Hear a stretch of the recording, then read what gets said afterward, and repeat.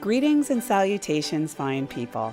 I'm Patti Alvarez. Welcome to The Good Soul, a show where we'll have supercharged chats with everyday humans from all walks of life and unpack what in their story will inspire us all. We'll extract the untapped wisdom, distill it, and serve it up to you in all the right ways that will engage, enlighten, and most of all, inspire growth within your soul. I think people are awesome. So join me on this journey through the hearts and minds of ordinary people to uncover the good soul within you. This is The Good Soul. Welcome to The Good Soul. I'm your host, Patti Alvarez, and this is episode 59, Tales from a NICU Nurse. Today, I'm joined by the incredible Debbie Thompson, a highly experienced NICU nurse who's dedicated her life to caring for our tiniest warriors. We'll dive into her world in the NICU, explore critical child safety tips, and uncover the top accidents parents can prevent to keep their kids out of the hospital. Get ready for an inspiring, eye-opening conversation. So let's get started. Welcome, Debbie. Hi, I'm happy to be here. I'm happy to have you. This has been a long time coming, right? Yes. Let me fix this. For sure. So I like always starting by talking about first how we met, which I think is really cool. Yes. So Bikram yoga. Yes. I'm trying to think. You weren't pre-Amy, you were post-Amy, correct? I was post-Amy. Yes, post-Amy. Okay. Yes. You know what? Oh, okay. This is a good one because I also, as a business person, have to be a salesperson. And I remember when we met, I met you because I didn't know you, and you bought a whole year. Yes. And then you brought your daughters a whole year. Yeah. I was like, whoa. It's like, I was like lying in bed watching Netflix. And I'm like, oh, that's always a bonus when people buy a year. You don't even have to romance them into it. But anyway, that's just a side note. So how did you find the studio? Did we introduce you to Bikram or? Yes. So it was kind of a long time coming. I had a friend who'd been coming here and trying to tell me for years, oh, you need to come, you need to try this out. And I thought, I had done some yoga practice, but never done Bikram, mostly just sort of in the deep stretch category. Mm-hmm. And anyone who knows me well knows I'm not one to sweat. Like, I don't enjoy that at all. So the thought of coming into a hot 105-degree studio and doing anything was very overwhelming. I thought, that's just not me. Yeah. But then one of my daughters had a chronic illness, and her physician was telling her she should try hot yoga. Yes. So I'm like, okay, I'm going to have to like mom up and like go with her because she's not one to want to sweat either. She's not my athletic one. Mm-hmm. And so here my girlfriend, I'm like, okay, we're going to meet you for a class. I was completely, overwhelmed, not expecting to like it. Mm-hmm. And I go in and it's super hot. And all I could think about was, how long am I have to be in here? Like, I don't even want to breathe in here. I just want to get out of this room. Yeah. And after the first class, I was You were hooked. No, I wasn't. I wasn't like, oh no. Okay. This is definitely not for me. And I thought, there's no way my daughter loved it. And so I'm out. That's funny, Debbie, that what I'm thinking is that my business coach always said to me, never, ever, ever give away the first class. Because when you give away the first class, people come in, and you're living proof right there. Yes. People come in and they're like, that sucked. It was so hard. Yeah, it was terrible. And so I was trying to do the mom face, and I'm thinking, I looked over at her. I'm like, woo. And she was like, oh my gosh, Mom, I loved it. And then my heart was like, oh, you did? Mm-hmm. I know. That's exactly right. I thought, that means I have to come back. I was like, yeah, it was great. And I thought, By the third class, hooked. And that's when I bought the year. I was like, oh my gosh, game changer. I felt so much better. I could see how much better it was making her feel. And honestly, it was probably one of the best adult decisions I've ever made by coming here. Did you have another sport? Like, a lot of people come in from CrossFit or they're doing other stuff. Not really. And I have tried a multitude of different exercises my whole life. I'm an active person. Sure. But like I mentioned before, sweating, I'm just a little bit of a prima donna with that. Mm-hmm. Like, it just wasn't my thing. So, how far was I really pushing myself with anything else? Yeah. Running was definitely something I had tried and I hated. So that's never something I do. Mm-hmm. But I tried I dabbled. Yeah. And I've dabbled and dabbled and dabbled. And then I tried this and, like I said, the first three wasn't a go. But after that, it has been Like I'm all in. All Yes. right. And I have to think of when that was probably 3 years ago. About 3 years. Yeah. Yeah. It's funny because I really noticed this it's called the Sip and Shop, and they have it in our neighborhood. And I really can see where people are afraid of the heat because they don't to them, I'm a salesperson. So I'm standing at this table and I'm handing them Good Soul stickers and buttons and water bottles and whatever. And right away they're like, oh, hot yoga. I can't stand the heat. And they just keep walking like, keep your damn sticker. Yeah. But when I'm in a social situation, people are like, you're friendly, you're talking, like, oh, maybe I'll come try it. I'm like, come try it. So just come and try it. Okay. So we could spend probably 4 episodes on this topic, but let's just real quick. Where did you grow up and what was your childhood? Just real quick Cliff Notes version. So I grew up in North Carolina. I'm from the Charlotte Cornelius area. Oh, wow. Yes. I didn't know that. Yeah, I know. So, and you're the minority here now. Yes. And yes, I am. I'm not everyone sounds like me and not you. And actually, in my immediate family right now, I'm the one with the most Southern accent because my husband's from Chicago. But both of my parents were from Chicago as well. Yeah. And so I was born here, but we're raised by parents who were from the Midwest. Okay. So I'm a little bit of a hybrid with that, but I've spent my whole life here. And now, of course, I married my husband who's from Chicago. So our girls are kind of hybrids also. Yeah.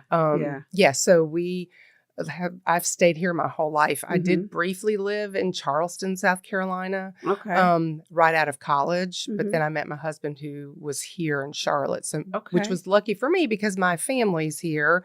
And then, like I said, my parents moved down here from the Midwest. Are they still My mom's deceased, but my dad is still here. Okay. And then my mom was from a large family and all of her brothers and sisters are here. They moved down as well. A lot of cousins. Lots of cousins, extended family. So specifically Mooresville or like Troutman or like Greater Charlotte area. Yeah. So all over a little bit. So what town did you grow up in? I grew up, and I started in Charlotte and then in 4th grade moved to Cornelius. So and then. All right. So Cornelius. Yeah. Cornelius. Yeah. Wow. And then my husband and I moved to Mooresville.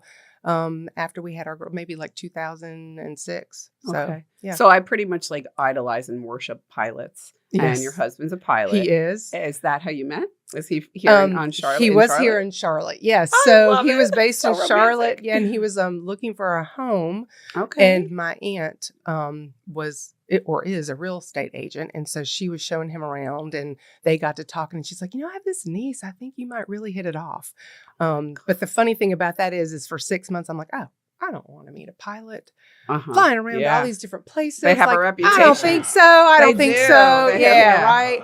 Something about area codes. I don't know. Yeah. I'm not going to say it. Well, her husband is such a gentleman, so I wouldn't say it if I thought he was remotely like that. Right. No. So. And we literally, after the 6 months, we finally met and we have been together ever since. Like it was an immediate inseparable. Yeah. Where'd you go to college? I went to UNC Charlotte. Oh, so did two of our daughters. Okay. And two girls. Yes. Twins.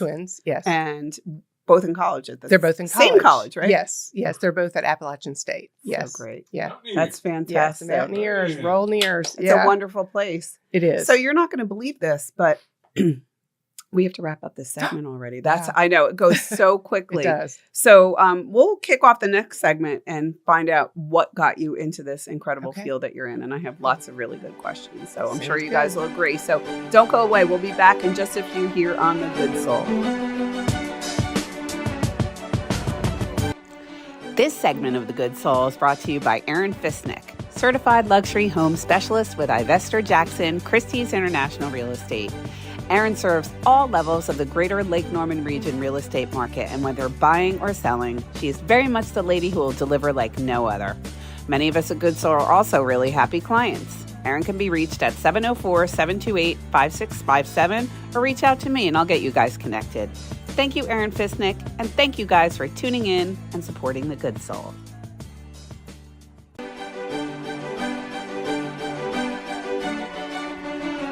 Welcome back, everybody, to The Good Soul. I can't believe we're on episode 59. I keep saying that, but good. 59. Woo-hoo. Tales from a NICU Nurse. So we got to know my sweet, amazing goddess of a friend, Debbie Thompson, and I don't say that lightly. You are incredible to me. Yeah, you're a perfect lady. Well, thank you. Thank you. You're I feel the welcome. same about you. Oh, I am not a perfect lady. You can say a lot of nice You're a things. goddess. I'm not saying that. I'm like, I've been called a lot of things, but never a lady. My husband's side-eyeing me. All right. So UNC Charlotte, did you know when you went to UNC Charlotte that you would become a nurse? No, I was a business major for 3 years. Yeah. And I had a roommate that was a nursing major, and I would just look at her books for fun, and I hated everything about business, economics, and all of marketing, all of that. And I just don't have that personality.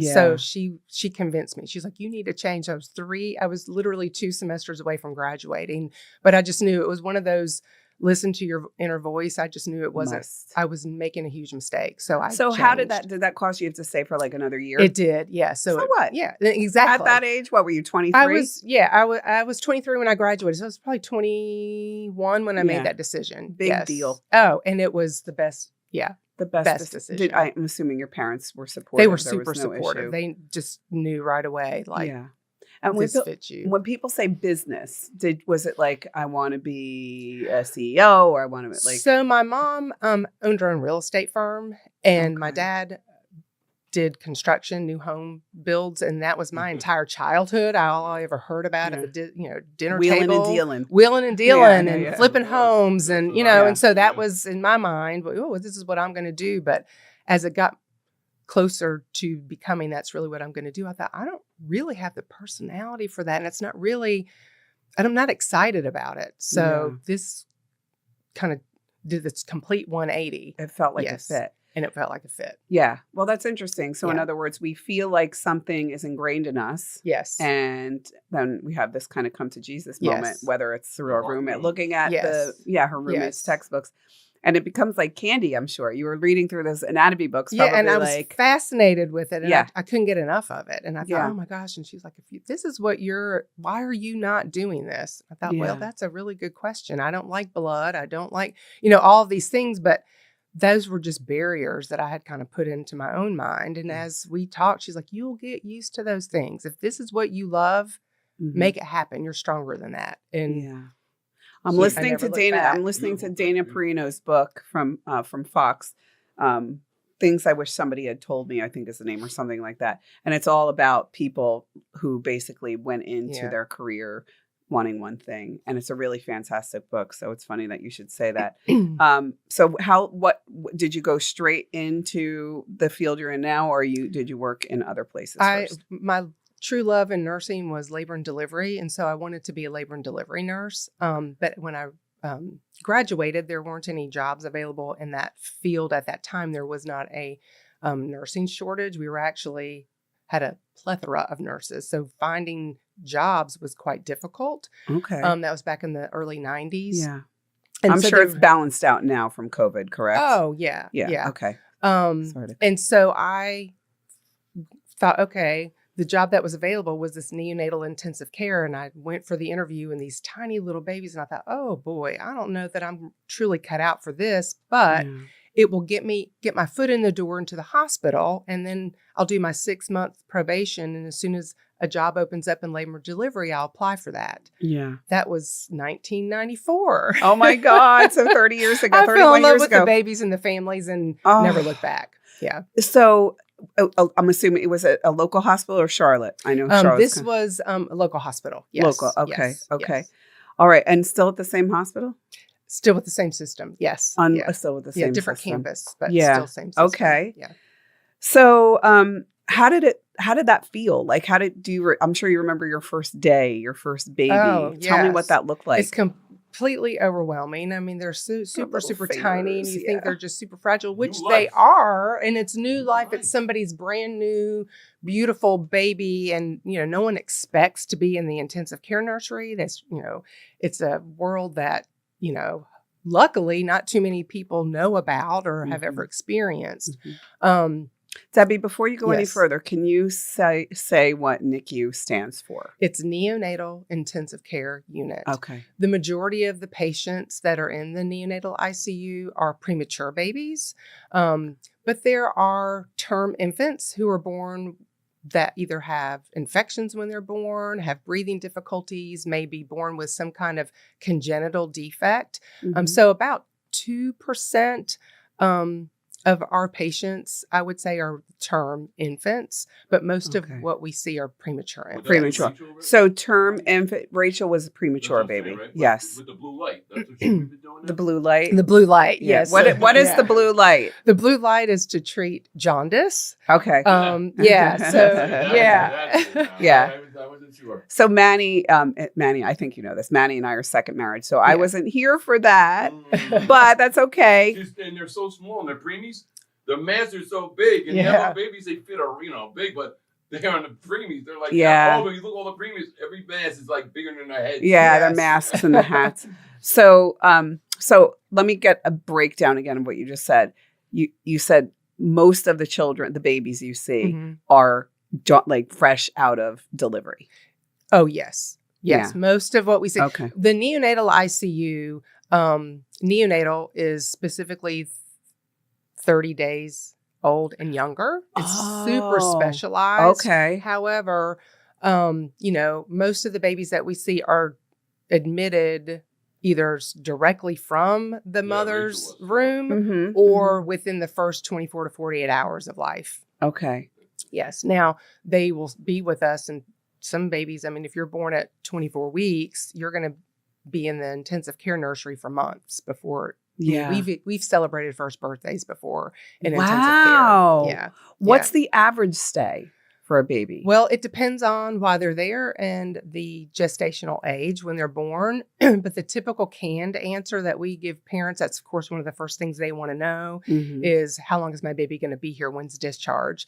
And so if you're born at, you're born 12 weeks early, then we'll typically say it's going to be about 12 weeks. You can look to, normally about your due date is when you might think about going home. That's typical. And that makes perfect It can happen sense. sooner and it can take longer, but that's kind of our, goal. The goal. Okay. So tell me about, I'm going to reverse this. I was going to ask first about your coworkers, but I'm going to ask about the parents. Okay. How is that? That must be challenging. It is challenging. Yeah. For a lot of different reasons. Like I mentioned before, nobody expects to be in the intensive care nursery. No one's planning on that. I mean, there are very few who do know ahead of time that their baby, something's seen on ultrasound and they know right away, and we can prepare them for that. But, you're this new parent, you've just gone through this delivery process. Either you're in premature labor, and so you kind of know ahead of time, I'm not going to be able to have my baby in my room. And there's just something about separating a mother and her baby that's just hard. Yeah.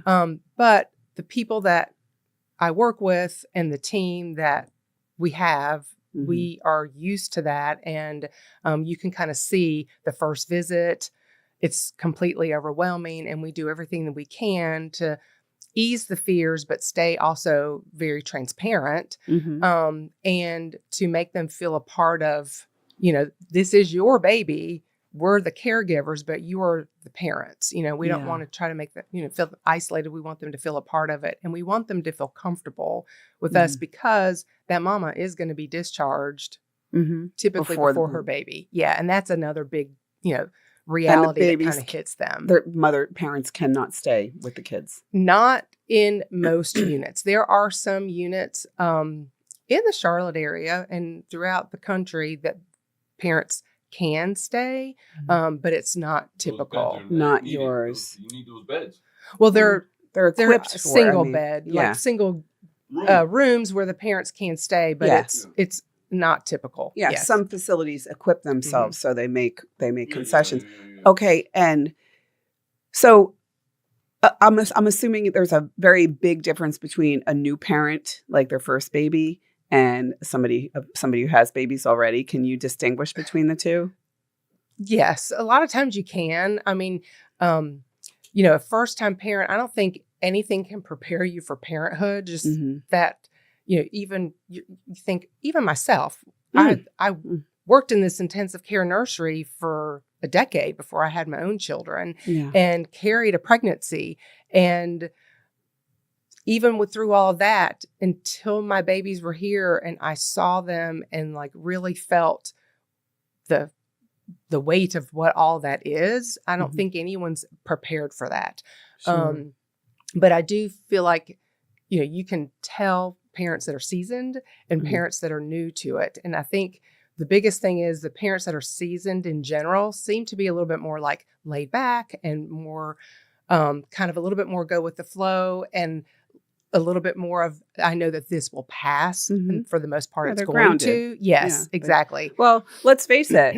We can be boneheads in Disney World. Like we can be flawed, so. Patti, What? Patti, no, I'm only fooling around. Follow me.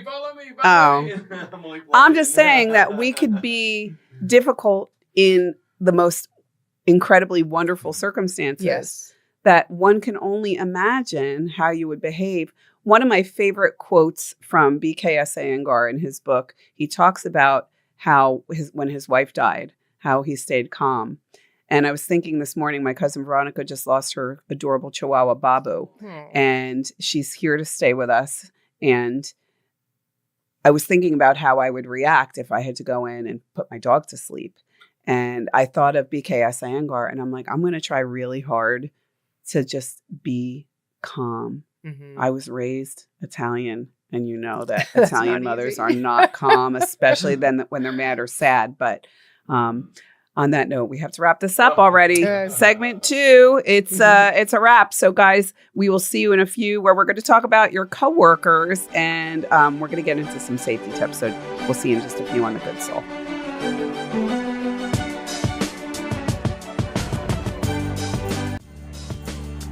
Want a little bit more rainbows and unicorns in your life? Start your day with Good Soul Daily. Every morning, you'll find me in your inbox where I share a quick story, lesson, or quote to spark joy and inspiration. Come join our hundreds of daily readers and let's step into our new day together with my lighthearted, Pollyannic approach. I would be honored if you'd allow me into your heart and head where you are sure to be delighted and inspired. Text me over your email address to 704-618-7993 for your daily dose of happiness and reassurance that life is pretty darn awesome.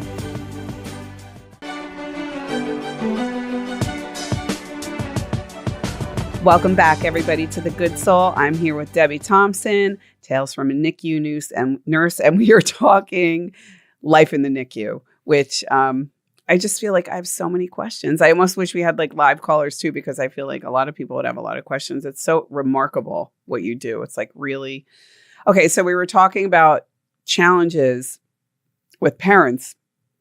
So on that note, I'm just going to ask, like, what, like, do people know in advance, or does sometimes their baby come out and like they find out at the last minute, like something's wrong? Give me some examples of what's wrong. Gosh. So there are, the babies that are born premature, those parents know ahead of time. Okay. So I don't know, again, that you can ever be totally prepared for what that's going to be like when your baby's taken away, but you know ahead of time. Are they usually last minute births, like the mother goes into labor, or is it a planned C-section? It depends, half and half. We can have people there for a long time we're kind of watching them because maybe their water broke and it's been 2 weeks, but they can't go home. Do they bring you in the loop before the mother delivers? They try to. Yes, they try to. Oh, that is so cool. And we'll cool. go in and like do consultations with the families ahead of time, just so they know what to expect. Yeah. But the term infants that are born that are not expected, that can be, usually it's a breathing difficulty that will bring them in, where the baby, once they're delivered, they're just not making that transition from being inside mom to being delivered. There's a whole lot of things that go on. So what do you do? You put a little like... So we try to help them along and give them some breaths to try to, help them kind of open up their lungs, get that big deep breath so that those changes that are expected to happen in the lungs start to happen. But when that doesn't happen, it's a delayed transition from intrauterine life to extrauterine life. And there can be lots of reasons why that can happen. It can be an infection. It can be a degree of like decreased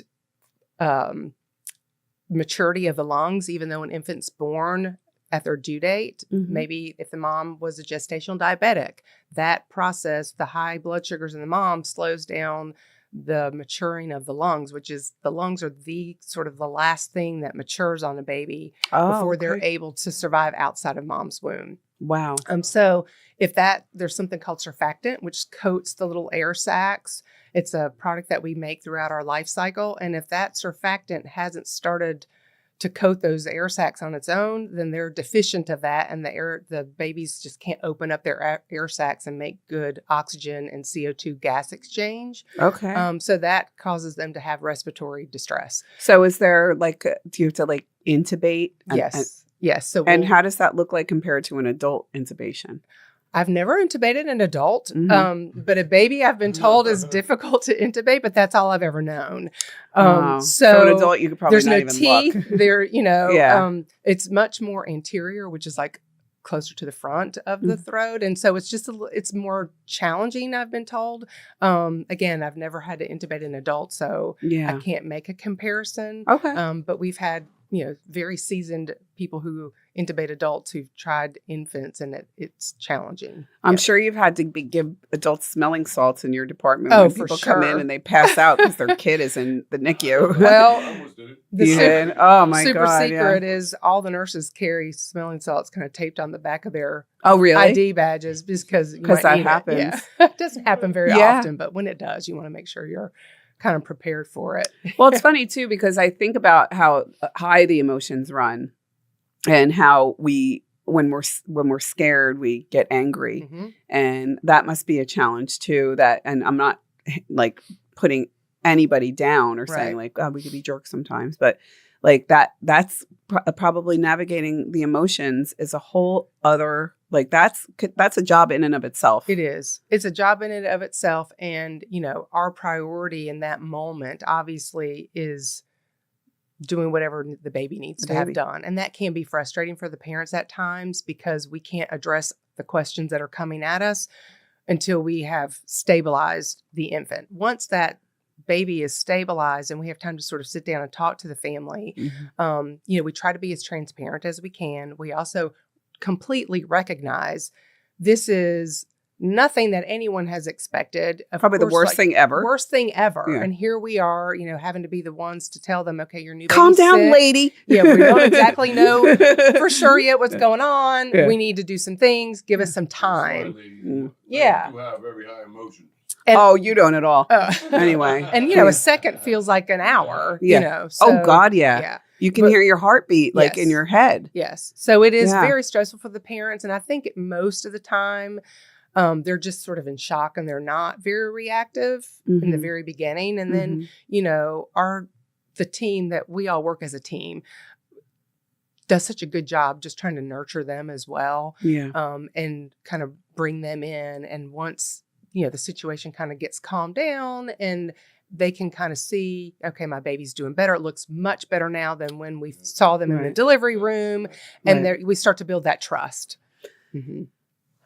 I never want to seem like I'm sensationalizing anything that appears to be tragic. So I have to preface this question by saying it. But I'll just ask it a few different angles. What percentage of babies do you lose? Probably very few. Very few. I don't have a number, but very few. Very few. Very few. Okay. Yes. And I'm going to ask you first, what does that look like for the parent? And then I'd like to get into you and your coworkers. What is that like for the parent? And So the parents, I think a lot of it is situational. It depends on were they prepared for it ahead of time? Was there something that they kind of knew was wrong? Was it just this mom? Might happen. Right. Did a mom just walk in at 23 weeks of a pregnancy and deliver her baby, and we've done everything we can, and there's just nothing that can be done, and the baby doesn't survive, and it's all happens so quick. You're in this completely normal pregnancy. I've delivered and I've lost my baby all in the matter of a couple of hours, and that looks very different. And then, to have a baby that maybe has been in our care for a while that we've all grown to love, and the family as if too. they're our own, and the family the same. And we will all sit down together and grieve together.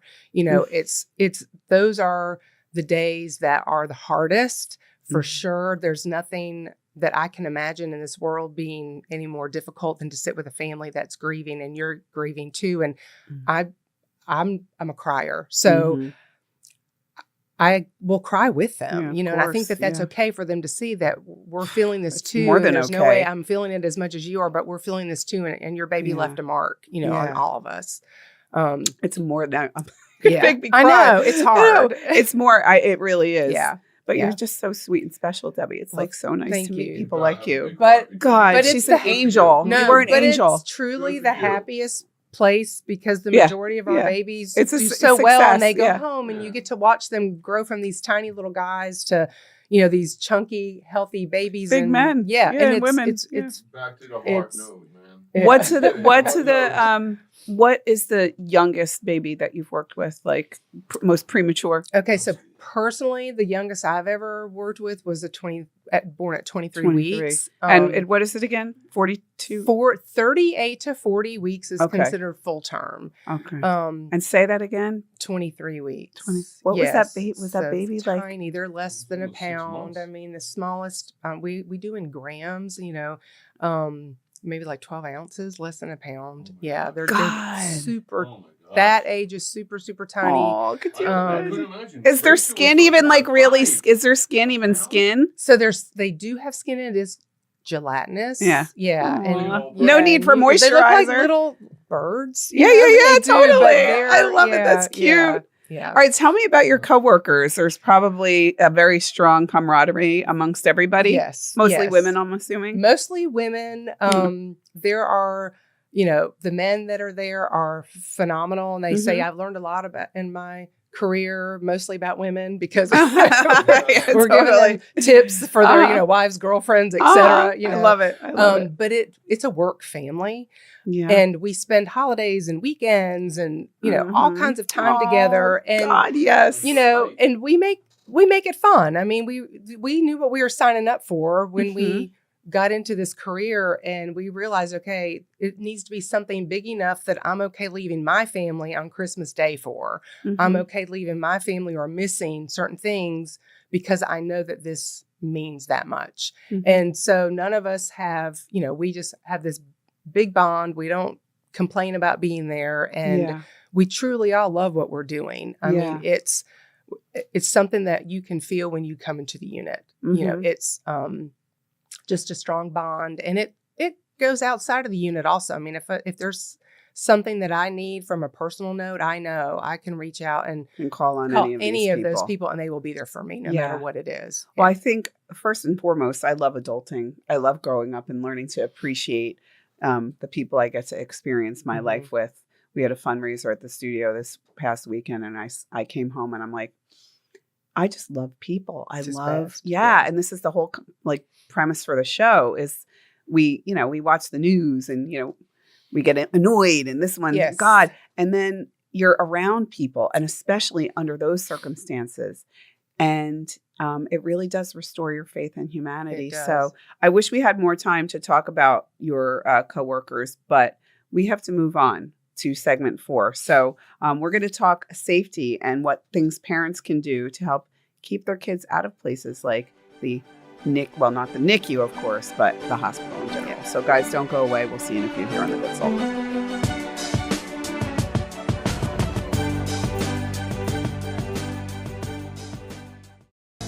Who isn't looking to get happy and healthy and empower themselves in an extraordinary fitness community? At Good Soul Hot Yoga, we offer life-changing yoga, strength training, cycling, and relaxing therapeutic classes that will make everything in your life feel better. For some power, balance, and peace of mind, we will deliver. Come experience our spa-like wonderland in the center of Mooresville. We will become your happy place. Welcome back, friends and loved ones, to The Good Soul. We are on segment 4, episode 59, and we are talking Tales from a NICU Nurse with the amazing Debbie Thompson. So let's get right into this. If you're talking to a new parent, what is the top however many safety tips you would offer? So for new babies, big things are safe sleep, falls, and illness, like respiratory illnesses, that sort of thing once they go home. Yes. Yeah. And then as they get a little bit bigger, we see, choking hazards. Okay. All right. So let's pause. So explain what safe sleep looks like. Like, what does that mean? So safe sleep, the leading cause of death in the first year of life is sudden infant death syndrome. Mm-hmm. And there's a lot of different things like what causes that. Normally it's a baby's just found expired in their sleeping environment. Yeah. Expired. I've never heard that word. Yeah. That's just, I don't know. It's a polite way of saying it. I guess. Yeah. Yeah. And so back in the 90s, the AAP, American Academy of Pediatrics, came out with a big campaign of back to sleep because it had always been the thing of putting babies to sleep on their stomachs. Okay. So that's just sort of kicked off a campaign of what can we do to try to decrease this risk of this sudden infant death, because the babies always pass away in their sleep. Mm-hmm. So the back to sleep was a big thing, and we saw a dramatic decrease in sudden infant death. So we want the baby sleeping on their back. Okay, on their back, not on its belly. Not on their stomach. Can you explain why? Or for them to clear their airway, they can get. If they're sleeping on their stomach, they can suffocate themselves. Like up against something in their bedding. When they're on their back, it's easier for them to breathe. There's nothing that is infringing in their little nose or their mouth. Right. And so that part of that is also keeping a firm mattress wherever they sleep, a firm sleeping surface. Okay. And to not have extra things in their bed, stuffed animals, extra blankets. So there's things called sleep sacks that you can put the baby in and like zip them in, and they don't need a blanket because the blankets can become unwrapped, and they can get those around their face as well. Wow. Okay. Now I love the sleep sacks. We have them for adults too. Yes. I mean, I think they're great. They're awesome. But I never even thought. Yes. I mean, they didn't have sleep sack. Please. Yards and yards of fabric for you, honey. Okay, so next was falls. Falls, yes. Okay, so tell me, like, yeah, I know. It's from a changing table, from a lap, off of a couch, that type of thing. You know, the baby can roll and fall, and literally, turn, like they say, it happened. I was turning around to grab a diaper, and it happens that fast. Yeah. So just kind of never taking your eyes off of them. Never taking your eyes. Unless they are in. I had what I affectionately refer to as like the cage, where my daughters, it was like basically like a playpen. A playpen, yeah. Where you could put them pack in. And play. Yes, pack and play. I could take a shower. I could do whatever I needed to because it was safe. Yes. Yeah. But if they're not in that environment, eyes on them, at all times. Yeah. Mm-hmm. Well, we this. I watch Sebastian once, twice a week, and he's not my baby, so I really won't take my eyes off of him. Right. I'm like, I was so much more lenient with my own baby that I'm like, no, I don't want to do something to happen. She goes, can you watch it? I'm like, yeah, for Sam. Like, I wouldn't take my eyes off. You don't want to take your eyes off him. It's like really scary. Yeah, it is. Well, and another thing too is that I've heard a couple of stories. One who now it's called SIDS. When we were kids, it was called crib death. Yes. Yeah. Yes. I mean, one way or the other. We have a close family friend who lost their baby to SIDS, and it's frightening stuff. Why does that happen? I know what it is, sleeping dying in their sleep. But why is that? Why did there's it's unexpected, and there's no rhyme or reason to it. And if sleeping in their own space is another big one, because rollover deaths happen as well when you're co-bedding, and that's another devastating. My God. We respond to calls in the emergency department, and that happens. Could you and imagine? Yeah, and it's devastating all the way around. Yeah. Oh my God. Well, and then another thing too, and again, we only have about 5 minutes left, so I want to, but this is the importance that people need to understand this stuff. So that people sometimes too, and I know of a few stories, I can name 3 off the top of my head, where they were accused of abuse. Mm-hmm. And they were like, I did not abuse my child. Right. I mean, one was way out of state, and it was actually a sibling of somebody that I know. And it was horrible what they were put through. And like like her brother was like swearing up and down. So it all worked out. Thankfully, they proved him to be innocent, but it was horrible. Like on the other side of that, but the baby didn't die. The baby wasn't. The baby had just gone into the hospital and they had saw evidence of breathing. Okay, so there were two things that you brought up, and without like kind of bogarting the microphone here, I want to say I love what you said to me in the lobby when I said I would love to talk to you, and you said. You looked at me and you said trampolines and pools were two things. Trampolines and pools. So let's expand on our toddler kind of younger.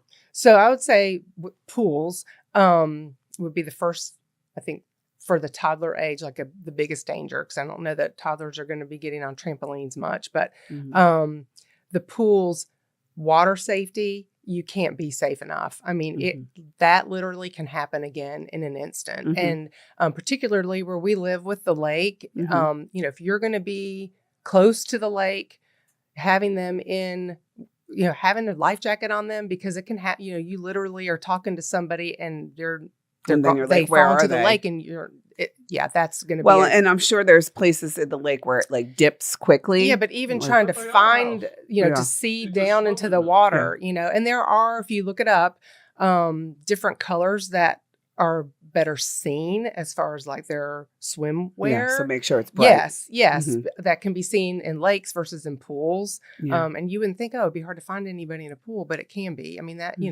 and time matters. Time matters. Well, another thing too, you panic. Yeah. And another thing, it's not just in the summer. I mean, it's not just pool time. It's you're inside taking a shower. You think your kid's doing his homework in November, and they decided to wander outside, and maybe the dog jumped in. Right. So, and with that, as soon as you're comfortable getting your infant into swim lessons, so if something does happen, the unexpected happens, at least they've had some exposure to it and have some kind of training as to how to swim. Swimming. I want to bring that real. Is that good that they push the babies in the water right now? I don't know. Because I see little babies swimming. Okay. Yeah, I don't know about the process of it, but introducing them early, and there are multiple programs. I would say find one that you're comfortable with, and do that. So make sure your kids, so they're not afraid of the water. And what's interesting too, I mean, I try not to get too hooked on TikTok reels, but I see a lot of people with like trying to get their kids into the pool. And I remember being so afraid to get in the water, but then you get past it. I'm sure he did. Okay. So, back to infants, sleep safety, falls, or dropping. I'm sure dropping. Happens. I mean, it does. Happens. It has happened in the hospital before, where a parent had a baby on their lap and they and you feel so bad for the parent. It's horrible. That didn't happen on purpose, but we have a whole process that we do to, check the baby out and I've never had anything bad happen with that. But babies fall and it's not on purpose, but let's be real. People are tired. You've been through you fall asleep at the wheel. You fall asleep at the wheel. Yeah. Okay. So sleep meaning things in the bed, falls, and moving on to toddlers, pool safety, big deal. Choking, big. Yeah. Babies explore and they, are very tactile and they want to taste and feel and everything that they can touch. The first thing they're going to do is try to put it into their mouth. So what do you say if they do? What do we do? I think one of the best things parents can do is take a CPR class prior to the little one ever coming home. And what a great answer. Yes. Be prepared. Yeah, we got like one of those suction things. I've never used one. I always have meant to I need to check that out. I'll bring it in. I'll bring it in and show it to you. The Heimlich on one of my own daughters before because she had a big chunk of meat stuck in her throat. Yeah, it's the worst. Yeah. So staying calm and using, your CPR, calling 911, they can, walk you through the steps. Even if you've taken the class, you might be in a little bit of I'm not sure what to do, panic, and they can walk you through it.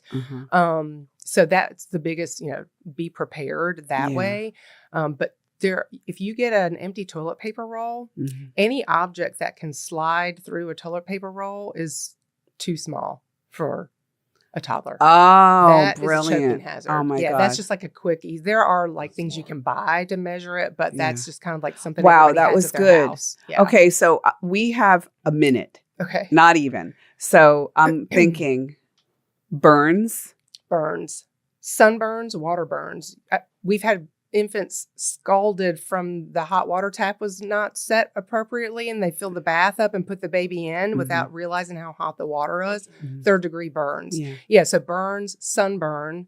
Okay. Keep babies less than 6 months can't have sunscreen. Yeah. Or it's not recommended. So keeping them in the shade, keeping them well hydrated, because they will sweat a lot and lose a lot through hydration that way.